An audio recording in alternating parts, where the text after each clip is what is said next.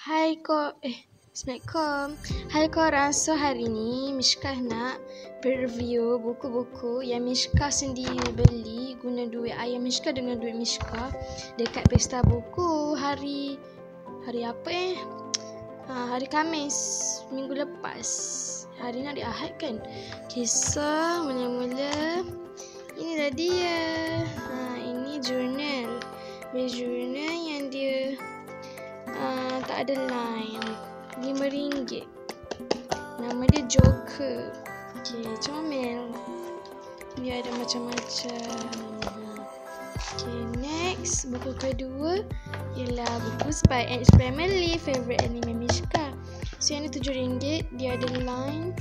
Tak tahu apa lagi baru nama lah. So korang boleh, ni pun Joker juga, jurnal. Korang boleh beli dekat pesta buku. Pesta buku hari ni last. Hari ni last. Okay, yang ni pun sama. Yang ni novel daripada Galeri Ilmu Asuh lah.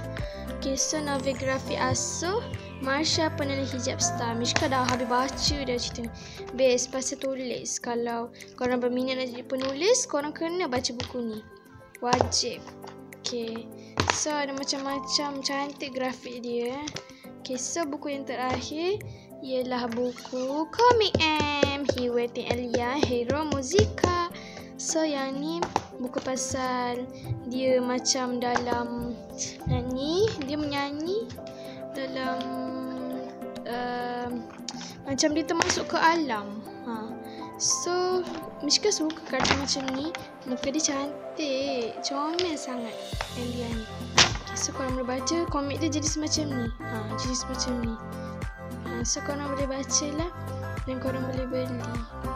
Tapi kalau korang tak sempat nak beli, Mishkah tak tahulah korang nak beli kat mana. Kalau korang tak sempat beli buku-buku yang tahun ni, korang belilah tahun depan. Kalau pesta buku ada, tapi tak tahulah ada ke tak buku ni. Mishkah nak preview je yang Mishkah beli. Yang ni buku Mishkah. Ada banyak lagi buku yang beli. Cuma Mishkah preview yang Mishkah punya je. Okay, so itu sahaja. Jangan lupa like, comment and subscribe.